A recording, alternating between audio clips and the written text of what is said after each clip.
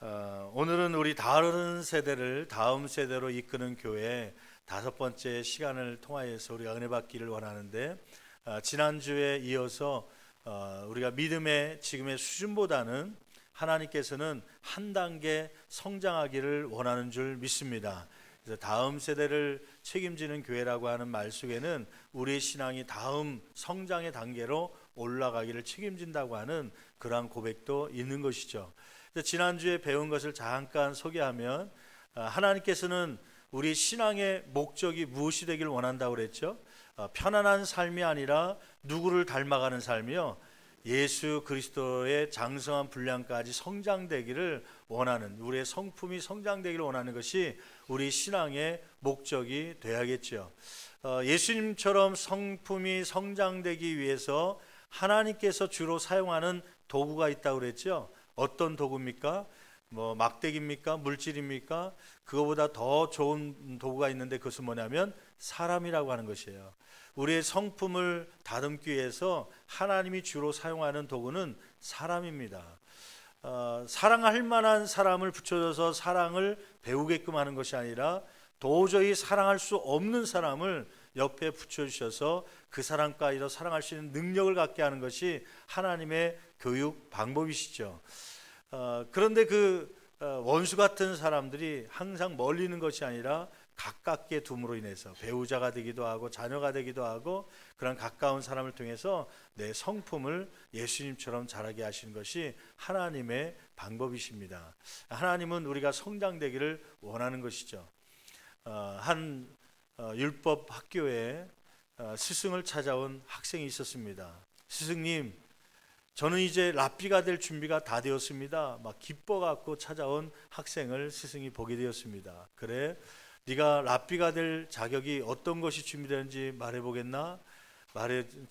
말하는데, 첫째는 내가 들판, 광야에서도 땅에서도 그냥 잘 수 있습니다. 침대 편한 집을 놔두고도 내가 땅 위에서도 추운 날씨 속에서도 더군다나 앉아서 서서라도 잠을 잘 수 있는 그러한 능력이 나에게 있습니다. 두 번째는 나에게 능력이 있는데 고기가 아니라 채소만 먹고도 살 수 있는 그러한 기술을 제가 터득했습니다. 세 번째는 나를 날마다 단련시키기 위해서 채찍으로 내 몸을 쳐가면서 나를 훈련시키고 있습니다. 그 이야기를 들은 스승이 그 학생을 바깥으로 데리고 나갔습니다. 네가 좋은 훈련을 했구나. 그런데 저 바깥에 눈에 보이는 것이 보이냐? 봤더니 창문 너머로 들 밖으로 나갔더니 들판에는 나귀들이 돌아다니고 있었어요. 네, 나귀가 보입니다. 그래, 맞다, 나귀다. 근데 저 나귀도 들판에서 광야에서 잠 잘 잔다. 그리고 고기 안 먹고 풀만 먹고도 잘 자란다. 그리고 잘 못 달릴 때는 주인이 채찍질해 가면서 잘 달리더란다. 너는 지금까지 훈련한 것은 나귀가 되기 위한 훈련이었다, 그러더라는 거예요. 여러분, 우리의 혹시 신앙생활하는 목적이 이렇게 아까 말씀드린 것처럼 예수님의 장성한 분량까지 성장되는 것이 목적이 돼야 되는데, 혹시 동물처럼 개처럼 돼지처럼 많이 먹고 많이 소유하는 그러한 것이 신앙의 목적이 돼서 살아가고 있지 않습니까? 여러분, 예수님처럼 자라갈 수 있는 저와 여러분 되기를 간절히 축원합니다. 그래서 지난 주간에 마지막 부분에 읽었던 말씀 하나가 있었죠. 우리가 성장되기 위해서 필요한 것이 있습니다. 그것은 뭐냐면 사람과의 관계. 교회가 예수 그리스도가 머리라면 우리는 예수 그리스도 몸을 이루고 있는 지체인데, 이 몸이 서로 연결되고 결합되어 있어야 성장할 수가 있다고 하는 말씀을 배웠죠. 에베소서 4장 16절 말씀이었습니다. 온몸이 연결되고 결합되어 그 몸을 자라게 하여라고 하는 말씀이죠. 여러분, 연결되어 있지 않으면, 결합되어 있지 않으면, 인간관계를 맺고 있지 않으면 신앙은 성장할 수가 없습니다. 때로는 상처나 어떤 두려움 때문에 피한 시간만큼 성장이 안 되고, 오히려 팔을 잘라서 바깥에 놔두면 그때부터 그 팔은 성장이 멈출 뿐만 아니라 죽어가는 것처럼, 여러분, 공동체 안에서 벗어나면 우리의 신앙이 죽어가게 되는 것이죠. 그러므로 성장되길 원하면 구역 안에 혹은 여성교회 안에 남성교회 안에 때로는 봉사기관 안에 소속되어서 같이 움직일 때 신앙이 성장될 줄 믿습니다.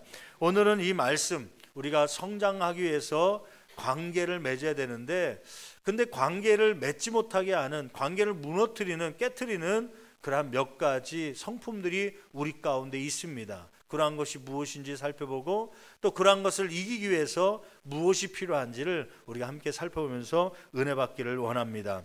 먼저 관계를 깨트리고 파괴시키는 첫 번째 원인은 무엇입니까? 그것은 이기심이라고 하는 것이죠. 여러분, 잠언서 28장 25절 말씀 볼까요? 잠언서 28장 25절 말씀 같이 한 목소리로 봉독하시겠습니다. 욕심이 많은 자는 욕심이 많은 자, 그 욕심이라는 건 자기에 대한 욕심이죠. 다른 말로 얘기하면 이기심이라고 부르는 것입니다. 이러한 이기심이 많은 자는 가는 곳마다 무엇을 일으킨다는 거예요? 다툼을 일으킨다고 하는 것입니다. 관계가 깨지고 무너진다고 하는 말씀이죠. 여러분, 주님께서는 이러한 이기심 가지고 사람들을 만나는 것이 아니라 이것을 버리기를 원하는 것입니다. 신앙이 깊은 두 사람이, 친구가 성지순례를 가보겠다고 작정을 한 거예요. 그래서 모세가 40년 동안 광야를 걸었다 그러니까 우리도 그 걸었던 광야를 한번 걸어보자. 이 광야를 다 걷기 전까지는 고향에 안 들어가겠다 작정을 하고 두 친구가 성지순례 짐을 잔뜩 싸매 들고 이제 걸어서 이스라엘 백성들처럼 광야를 지나면서 이제 하나님을 알아가고 그러한 훈련을 하려고 한 것이죠. 한 달이 지나고 두 달 동안 발이 부르트가면서 등에 짐을 지고 두 친구가 성지순례 하는 중에 누구를 만나냐면 머리가 하얗게 된 성인 하나를 만나게 됩니다. 당신들은 누구십니까? 예, 저희는 친구인데 성지순례를 통하여서 특별히 모세와 이스라엘 백성들이 걸었던 광야를 걸어가면서 하나님을 닮아가려고 하는 사람들입니다. 그러면서 그 모습이 너무 감동스러워 갖고요, 그 성인이 선물을 하나 주기로 했다는 거예요. 그 선물은 뭐냐면 두 친구 중에 한 친구가 먼저 소원을 말하면 그 즉시 그 소원은 이루어질 것이다. 그런데 먼저 말한 사람의 소원을 이룬 후에 그 다음 사람에게는 그 소원의 2배의 복이 임하게 될 것이다. 그러고서 그 성인이 사라졌어요. 그 이야기를 듣고 두 친구가요, 반나절 동안 이야기를 입을 열지 못하고 닫고 있었습니다. 왜 그럴까요? 내가 복을 빌면 그 복이 다른 사람에게 몇 배나 간다는 거예요. 2배가 가니까 내가 얘기하기보다 누가 얘기하는 게 나아요? 상대방이 먼저 얘기하기를 기다리면서 기다린 거죠. 반나절 지나도 아무 얘기가 없으니까 한 친구가 먼저 말을 꺼냈습니다. 여보게, 당신이 먼저 소원을 말하게 내가 배려하고 양보할 테니까 먼저 말하게. 양보하는 척했지만 사실은 무슨 욕심 때문에 그래요? 자기가 더 많은 복을 얻기 위한 것이죠. 2배의 복을 받기 위해서요. 그 사람이 얘기하면 나에게는 2배가 임하게 될 테니까. 그랬더니 그 상대방이 그래요. 아닐세, 당신이 나보다 나이가 조금 몇 달 앞서니까 당신이 먼저 얘기하게. 서로 미루다가 이제 해가 질문이 되었습니다. 화가 난 한 친구가 당장 당신이 소원을 먼저 말하지 않으면 다리 몽둥이를 부러뜨리겠다고, 그러니까 화가 나갖고 나에게 어떻게 그렇게 얘기할 수 있냐고. 그럼 좋다고 내가 소원을 얘기하겠다고 자기도 모르게 얘기했는데 난 당신의 눈이 한쪽 멀기를 원한다네, 그렇게 얘기한 거예요. 결국 그 즉시 상대방의 눈이 멀게 되었고, 뿐만 아니라 그 다음에 누구의 눈이 먼 거예요? 자기의 두 눈이 다 멀게 되었다고 하는 우스운 이야기죠. 여러분, 이러한 이기심 때문에 때로는 우리가 때로는 망하기도 하는 것이죠. 여러분, 이러한 이기심은 훈련받지 않아도 모든 사람들이 태어나면서 갖게 되는 본능입니다. 이 본능이기 때문에 모든 사람에게 있는 것이죠. 우리가 처음에 관계를 맺을 때는 가면을 쓰고 만납니다. 참 배려가 좋은 사람으로 인식되기를 원해서 가면을 쓰고 만나죠. 그 속은 이기심이 많으면서요. 결혼 초기 때는요, 결혼 초기 때는 여자가 이렇게 소파에 남자랑 앉아 있는데 남편이 기침이라도 콜록콜록 조금이라도 하면은 그 감기 초기 증상인가 보다 하고 감기약 사오겠다고 여자가 나가서 감기약도 사오기도 하고, 콩나물국도 또 이렇게 고춧가루 뿌려서 좀 진하게 먹으면 감기가 떨어진다고 막 끓여주기도 하고, 또 미리 들어가서 장판 따뜻하게 해놓고 오늘 좀 일찍 주무시라고 남편에게 막 배려를 하죠. 근데 한 10년 정도 지나잖아요. 남편이 거실에서 콜록콜록거리면서 이 기침을 하면요, 아내가 대뜸 얘기합니다. 지금 드라마 보는데 대사 안 들리게 왜 기침 옆에다 귀에다 대고 얘기하냐고, 좀 저쪽 가서 기침하라고. 잠자는데 또 옮을까 봐요. 발길질 하면서요, 저 거실 가서 따로 자라고, 감기 오른다고 그러죠. 여러분, 그게 인간적인 본능이에요. 여러분, 하나님께서는 우리에게 뭐라고 말씀하냐면 이러한 다툼을 일으키는 욕심, 이기심을 버리라고 말씀하는 것이죠. 야고보서 4장 1절 2절 말씀 볼까요? 야고보서 4장 1절 2절 말씀 같이 한 목소리로 봉독합니다. 너희 중에 싸움이 어디로부터, 다툼이 어디로부터 나느냐? 너희 지체 중에서 싸우는 무엇으로부터 나는 것이라는 거예요. 정욕이라는 말에 동그라미 한번 쳐보십시오. 정욕은 욕심을 얘기하는 것이죠. 욕심 때문에 이러한 다툼이 일어난다고 하는 말씀입니다. 여러분, 그러나 이러한 이타심이 있어야 관계가 회복되는 것입니다. 이기심의 반대말은 이타심, 다른 말로 얘기하면 배려라고 하는 것인데, 배려가 있을 때에 관계가 깨지지 않고 유지가 되고 회복될 수가 있는 것이죠. 그래서 빌립보서 2장 4절 말씀 보면 주님께서 이렇게 우리에게 말씀하십니다. 빌립보서 2장 4절 같이 한 목소리로 봉독합니다. 각각 자기 일을 돌볼 뿐더러 또한 각각 다른 사람의 일을 뭐 하라는 거예요? 돌봐주라. 그걸 다른 말로 얘기하면 배려라고 하는 것이에요. 배려. 나에게는 덜하고 다른 사람에게는 더하는 것이 배려라고 하는 것이죠. 때로는 유리 현관문을 닫을 때에도 배려가 있는 사람들은 내가 문 열고 나가면서 곧바로 문 닫는 것이 아니라 뒤에 사람이 편히 나올 수 있도록 그 문을 잡아주는 것. 엘리베이터를 타고 나서 그 열린 버튼을 잠시 다른 사람이 탈 때까지 눌러줄 수 있는 것, 그것이 바로 배려라고 하는 것이죠. 이러한 배려가 있을 때 공동체가 하나 돼갈 수 있고 이 관계가 회복될 수가 있다고 하는 것이죠. 이사도라 덩컨이라고 하는 사람은 이렇게 이야기를 합니다. 욕을 먹는 이유는 자기의 이익만 챙기기 때문이 아니라 다른 사람의 이익을 무시하기 때문이다. 여러분, 이기주의자라고 하는 말을 많이 쓰잖아요. 이기주의자들은 자기의 이익만 챙기기 때문에 욕을 먹는 것이 아니라 자기의 이익만 챙긴 것뿐만 아니라 다른 사람의 이익을 무시하기 때문에 욕을 먹는 것이죠. 여러분, 그러면 우리가 이타심, 다른 사람을 배려하는 마음을 가지려면 성경은 어떻게 하라고 말씀하고 있죠?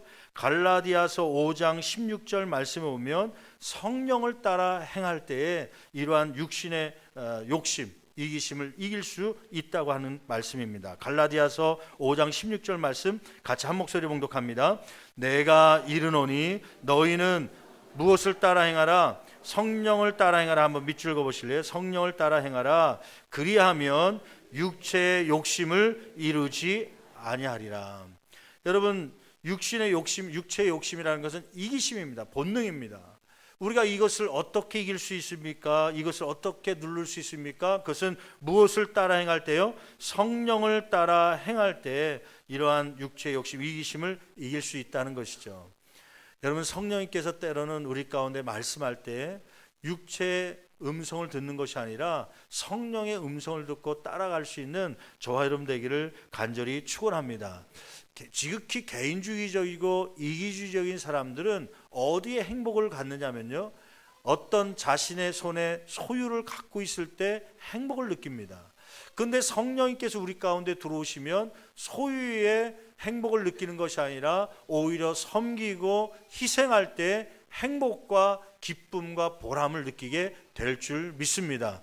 성령은요, 그쪽으로 우리를 인도하시는 것이에요. 오히려 예수님처럼 희생케 하시고 예수님처럼 섬기게 함으로 그 안에서 기쁨을 얻게 하는 것이 성령의 생각이죠. 그런데 우리의 욕심은 자꾸 무엇을 얻으려고 하는, 소유에 잡으려고 하는 소유에 집중할 때가 많지요. 여러분, 이기심을 깨트리고 오히려 관계를 회복시키고 세워감으로 우리의 신앙이 성장할 수 있기를 간절히 축원합니다. 두 번째는 무엇이 우리의 관계를 깨트립니까? 이러한 인간관계를 통해서 우리가 신앙이 성장해야 되는데 왜 관계가 깨지면서 신앙이 성장하지 못하지요? 그 이유는 교만 때문입니다. 교만 때문에요. 여러분 잠언서 13장 10절 말씀 볼까요? 잠언서 13장 10절 말씀 보면 성경에 몇 가지 이러한 이유 때문에 다툼이 일어난다 이렇게 설명하고 있는데 그 중에 한 가지가 아까 얘기했던 이기심 때문에, 욕심 때문에 다툼이 일어나는 것이고, 두 번째는 교만 때문에 다툼이 일어난다고 지적하고 있죠. 잠언서 13장 10절 말씀 같이 한 목소리로 봉독하시겠습니다. 교만에서는 다툼만 일어날 뿐이라. 예, 거기 한번 밑줄 그어 보실래요? 교만에 동그라미 쳐 보시고, 이 교만에서는 무엇만 일어날 뿐이라? 다툼만 일어날 뿐이라.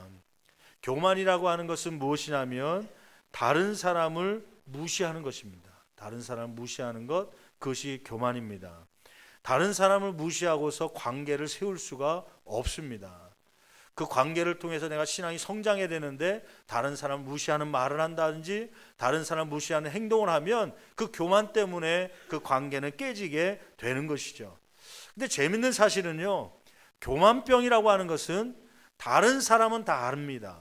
저 사람 교만하다, 이것을 다 아는데 누구만 모를까요?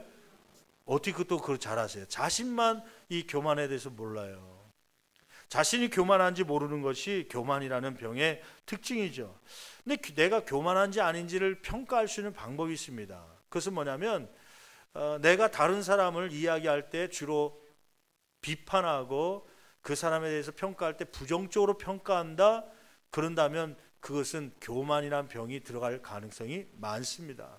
교만한 사람의 첫 번째 증상은 뭐냐면 다른 사람을 비판하기를 좋아합니다. 아니 저 사람 왜 저래? 머리가 왜 저래? 또 하는 일을 보니까 사역하는 게 왜 저래? 그것밖에 못해? 그렇게 지적하고 비판하고 그러한 마음이 교만한 사람들이 갖는 첫 번째 증상인 것이죠. 두 번째는 뭐냐면 고집입니다. 고집. 절대로 자기가 잘못해놓고 나서도 잘못했다는 말을 안 합니다. 누가요? 교만한 사람은요. 그래서 주변 사람들로부터 어떤 평가를 받냐면 저 사람은 무엇이 많다? 고집이 세다, 고집이 많다, 그러한 평가를 듣죠. 한 번도 자신이 잘못했다는 말을 제대로 안 합니다. 왜냐하면 교만한 마음이 그 가운데 있기 때문이죠. 잠언서 11장 2절 말씀 보니까 이렇게 기록하고 있습니다. 같이 11장 2절 말씀 같이 봉독합니다. 교만이 오면 무엇이 같이 옵니까? 교만 있는 사람은 욕도 오거니와. 그러니까 어떤 사람들은 신앙생활하면서요 일을 참 많이 합니다. 주방에서도 일하고 찬양대에서도 일하고 봉사도 열심히 하고 그러는데 욕먹는 사람이 있어요. 그런 사람 있지 않나요? 그 왜 그럴까요? 그 마음 가운데 무엇이 있기 때문에 그래요? 교만한 것이 있기 때문에요. 그래서 일을 많이 하면서도 욕먹는 사람들의 대부분 보면 일하면서 자신이 뛰어나다는 것을 자꾸 교만한 마음을 보이기 때문에 사람들에게 욕을 얻는 것이죠.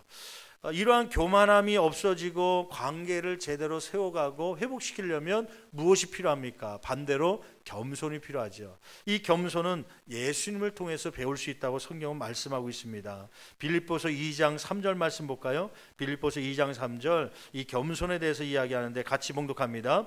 아무 일에든지 다툼이나 허용으로 하지 말고 오직 겸손한 마음으로 각각 자기보다 남을 낮게 여기고. 여러분 겸손한 마음이 있어야 공동체에 깨트림이 없고 회복이 있다는 말씀이죠. 근데 그 겸손은 누구로부터 배울 수 있다는 거예요? 빌립보서 2장 5절 6절 바로 그 밑에 9절 보니까 이렇게 기록하고 있습니다. 같이 봉독합니다. 너희 안에 이 마음을 품으라 곧 그리스도 예수의 마음이니. 예, 거기 한번 밑줄 한번 가볼까요? 이 마음 한번 동그라미 쳐보시고요. 이 마음을 품으라. 이 마음은 누구의 마음이라는 거예요? 그리스도 예수의 마음이요. 예수님은 겸손의 마음을 갖고 있기 때문에 이 마음을 품으라는 것이에요. 그럼 한번 질문해 볼게요. 예수님의 마음을 품기를 원하십니까? 아멘. 그러면 예수님의 마음을 어떻게 품어야 됩니까? 그냥 칼로 가슴을 열고서 성경 말씀을 그냥 쑥 집어넣으면 이게 품어지게 그렇게 되는 것입니까? 여러분 품는다는 것은 뭐냐면 품는다는 것은 가까이 한다는 것입니다. 가까이 한다는 거예요. 가슴과 가까이 하고 주변에 가까이 한다는 것이에요. 내가 평상시에 누구와 많이 시간을 보내느냐에 따라서 그 사람을 닮아갑니다. 그래서 부부들 보면요, 신기한 게도 결혼할 때 사진을 보면 안 닮은 것 같은데 한 30년 50년 산 사람들, 부부들 보면 부부가 어떻게 된 것 같아요? 닮아 보여요. 닮아 보여요. 성격도 닮은 것 같고 생긴 것도 외모가 막 닮아 보이죠. 왜냐하면 많이 시간을 보내기 때문에 먹는 것도 같이 먹고 또 보는 것도 같이 먹고, 보는 것도 같이 먹는 게 아니라 보는 것도 같이 보고 듣는 것도 같이 듣고, 이러다 보니까 생각도 닮아가고 모습도 닮아가는 것이에요. 여러분, 예수의 마음을 품는다는 건 뭐냐면 예수님과 시간을 자꾸 많이 갖는 것입니다. 그런 그 마음이 품어져서 예수님의 겸손의 마음을 닮아가기도 하고 예수님의 사랑의 마음을 닮아가게 되는 줄 믿습니다. 예수님과 시간을 많이 보내면 예수님처럼 겸손하게 되는 것이죠. 세 번째, 우리의 관계를 파괴하고 성장시키지 못하는 세 번째 것이 있습니다. 그것은 뭐냐면 두려움이라고 하는 것입니다. 두려움. 특히 무엇에 대한 두려움이냐면 사람에 대한 두려움입니다. 여러분, 성경 말씀 한번 잠언서 29장 25절 말씀 펴볼까요? 잠언서 29장 25절 같이 한 목소리로 봉독해 봅니다. 사람을 두려워하면 올무에 걸리게 되거니와. 관계를 통해서, 사람을 통해서 우리가 성장을 해야 되는데 올무에 걸리는 경우가 있어요. 성장하지 못하게 되는 경우가 있어요. 그 이유 가운데 하나가 뭐냐면, 누구를 두려워하면, 사람을 두려워하면 올무에 걸려서 성장할 수가 없다고 하는 것이죠. 여러분, 우리는 가까워지기를 열망합니다. 사람과 사람이 가까워지기를 열망하는데 또 한편으로는 가까워지기를 두려워하는 그런 마음도 없지 않아 있습니다. 왜냐하면 그 가까워졌다가 상처를 받을까 봐, 그 가까워지는 것 때문에 혹시 나를 노출시키게 될까 봐. 그래서 이 사람에 대한 두려움 두 가지가 표현되는데, 하나는 뭐냐면 평가입니다. 혹시 나에 대해서 알게 되면 저 사람이 나를 어떻게 생각할까, 그 평가에 대해서요. 노출에 대한 두려움이죠. 혹시 내 외모에 대해서 이야기하지 않을까?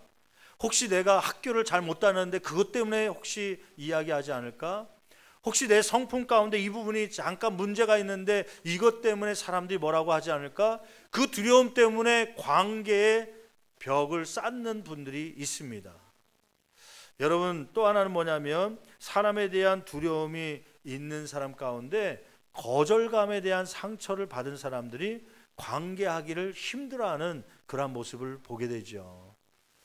그러니까 어렸을 때 어느 누구로부터 거절감을 당했다든지, 혹은 남편으로부터 거절감을 한번 당한 사람은 다시 결혼한다든지 생활하기가 쉽지 않은 상처를 갖게 되는 경우가 종종 있습니다. 직장 가운데도 이 거절감이 표현되는 경우가 있어요. 어느 이제 경기가 어려워서 사장이 이야기합니다. 우리가 경기가 어려워지고 경제가 어려워져서 이제 많은 사람들 직원으로 둘 수가 없어서 감원을 해야 됩니다. 그 중에 누가 나가야 되는데 당신이 좀 나가줘야 될 것 같습니다.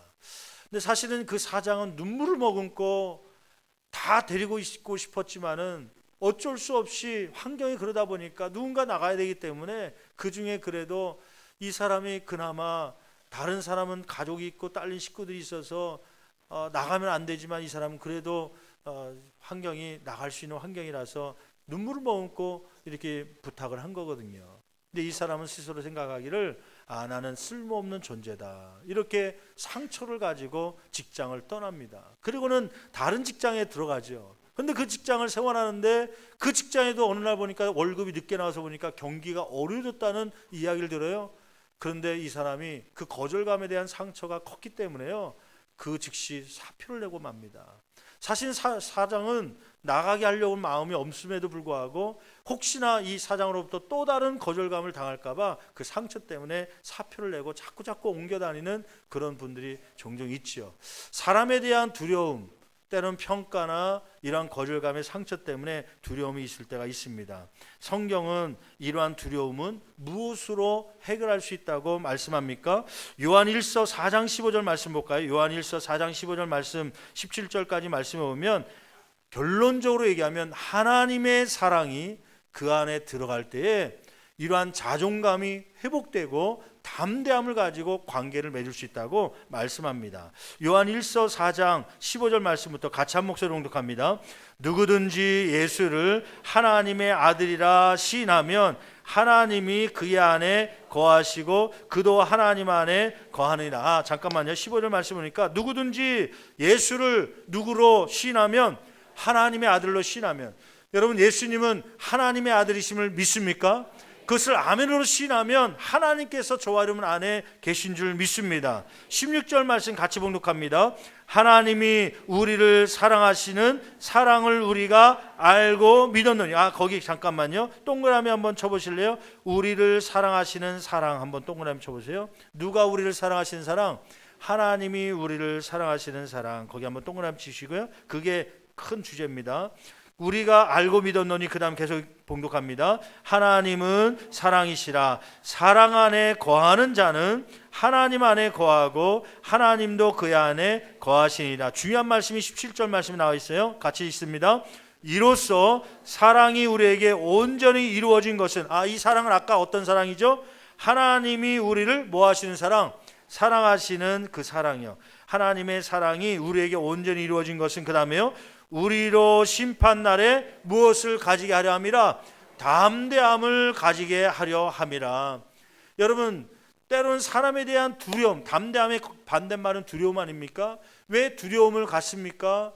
그 이유는 또 다른 말로 이 두려움을 없앨 수 있는, 담대함을 가질 수 있는 비결은 무엇입니까? 무엇을 알게 되면 돼요? 하나님께서 우리를 사랑하신 그 사랑을 알게 되면 우리의 삶 가운데 자존감이 높아지고 내가 어떤 사람인지 깨닫게 되고 이러한 자존감 때문에 담대함을 갖게 될 줄 믿습니다.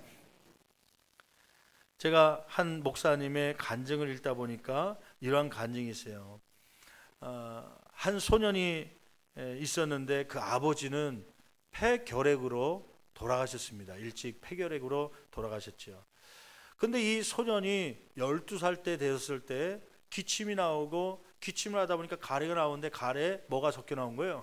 피가 섞여서 막 나와서 진찰 받아 보니까 무슨 변명이에요? 똑같이 아버지로부터 유전된 폐결핵이 들어가 있는 것입니다. 기침을 할 때마다 피를 토하는 어려움을 당하게 되자 그는 사람들을 멀리하기 시작했습니다. 왜냐하면 저 아버지도 그러더니 쟤도 그런다라는 이야기가 듣기 싫어갖고요. 그 상처와 두려움 때문에 사람들을 멀리하기 시작하게 된 것이죠. 그런 어느 날 우울증이 찾아왔고 그는 결심을 하게 됩니다. 어떻게 하기로 해요? 자살해 죽는 게 낫겠다. 여러 가지 자살의 방법들을 찾다가 바위에서 떨어질까 하는데 머리가 쪼개질 것 같고 또 아플 것 같고 물속에 빠지지 않으면 숨 막힐 것 같고, 그래서 정한 게 뭐냐면 굶어 죽어야겠다. 그러고서 밥을 먹어야 되는데 밥을 안 먹고 하루 이틀 막 굶기 시작합니다. 근데 넷째 날 됐는데 사흘 또 이제 4일이 되도록 굶었는데 막 너무 배가 고파갖고 진짜 죽을 것 같은 그런 심정이었다고 그래요. 그래도 내가 이 폐결핵으로 이렇게 병들었다는 얘기를 사람들이 아는 것보다 그냥 굶어 죽었다는 얘기를 듣는 게 낫겠다 생각하고 방 안에 있는데 문을 두드리는 소리가 들리더래요. 옆집 아주머니가 찾아온 것이에요. 청년, 학생, 지금 잘 있나? 그러면서 이 밥을 못 먹어서 힘이 빠진 이 아이에게 이 아주머니가 음식을 하나씩 집어넣으면서요 갖다 주더래요. 안 먹으려고 하다가 너무 배가 고파서 그 밥을 조금씩 집어먹기 시작했대요. 근데 이분이 찾아올 때마다 뭘 얘기하더래요. 하나님은 여전히 청년을 사랑한다네. 그러면서 그 사랑의 마음 가지고 찾아온 거예요. 8번씩이나. 자기는 죽으려고 작정을 하고 있는데 오지 말라고 거절하고 이제는 안 와도 됩니다. 문을 닫고 있는데도 두들기고 또 찾아오고 또 찾아오고요. 9번째 찾아왔더래요. 9번째. 그날도 조그만 음식을 갖고 와서 이것 좀 먹고 정신 좀 차리게 그러면서 갖고 왔는데 그걸 주면서 또 얘기하더래요. 예수님은 당신을 위해서 십자가에 못 박혀 돌아가셨다네. 그 예수를 믿으면 구원받을 수 있네. 병고침 받을 수 있네. 그러면서 그 이야기를 하고 사라지더래요. 그날 밤에 잠이 안 오고 그 이야기요.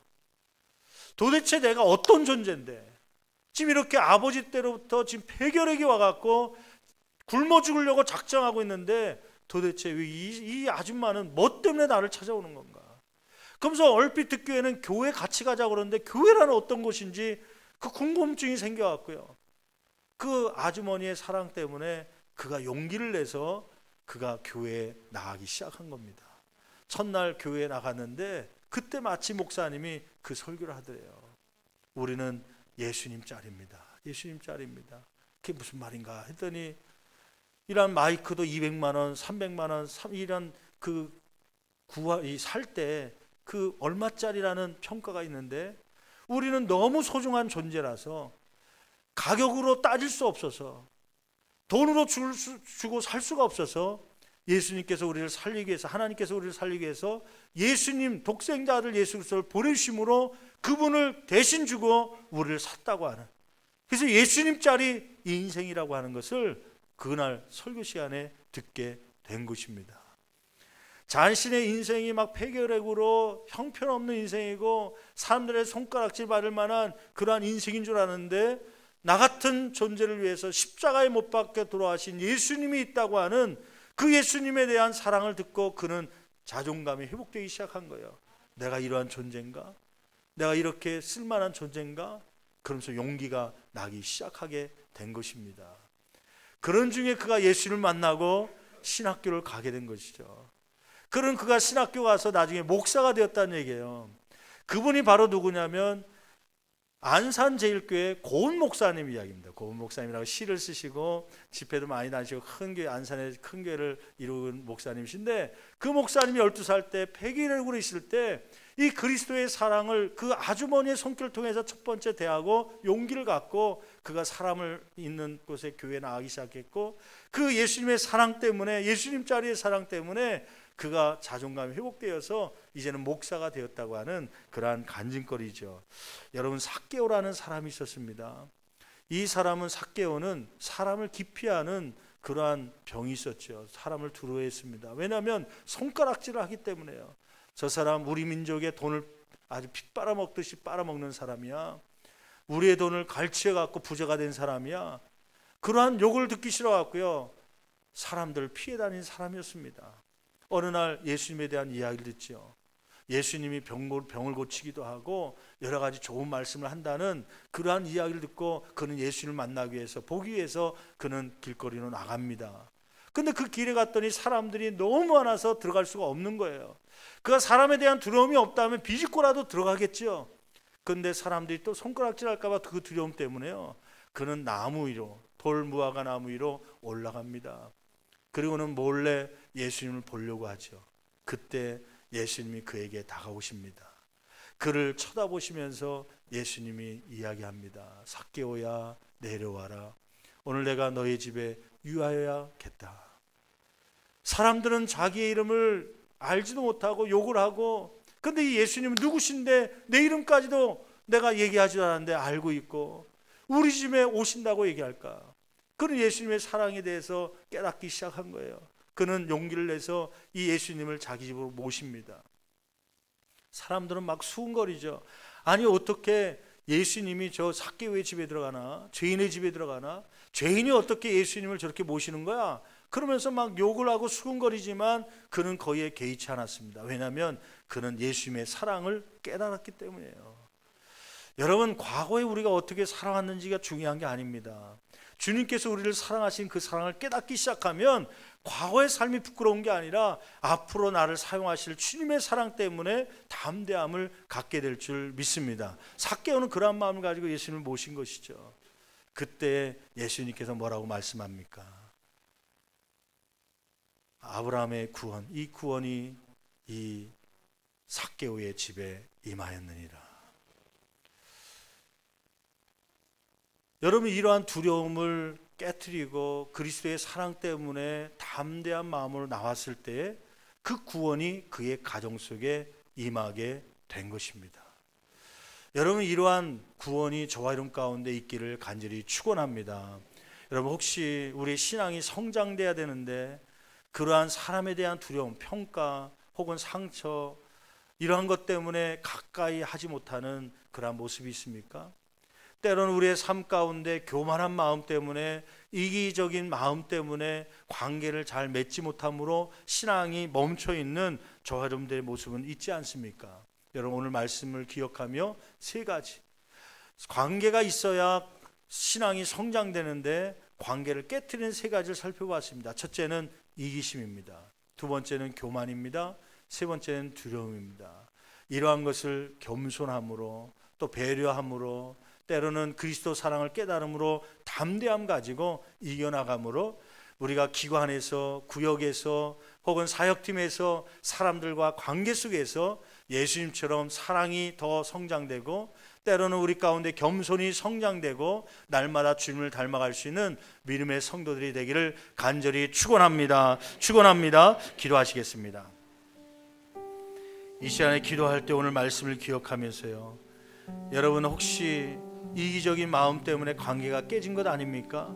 신앙이 성장되려면 가정이 온전히 세워져야 되고, 신앙이 성장되려면 공동체 안에 우리가 속해서 아름다운 관계를 맺어야 되는데, 나에게 이기심 때문에, 교만 때문에 혹은 사람에 대한 두려움 때문에 성장을 못하고 있는 우리의 모습은 아닙니까? 하나님, 우리를 성장시켜 주시옵소서. 두려움을 이길 수 있도록 그리스도의 사랑 안에서 담대함을 갖게 하여 주시고, 여러분, 사람들은 과거를 보지만 주님은 과거를 평가하지 않습니다. 앞으로 내가 어떠한 삶이 될 건지 주님께는 그곳에 관심을 갖고 있는 것이에요. 그리스도의 사랑에 집중하면 사람들의 수군거림이 들리지 않습니다. 그 수준까지, 삭개오의 수준까지 올라갈 수 있는 저와 여러분 되기를 간절히 축원합니다. 하나님, 성장할 수 있는 우리의 신앙 되게 도와달라고 두 손을 높이 들고 주여 한 번님 제치며 간절히 기도하시겠습니다.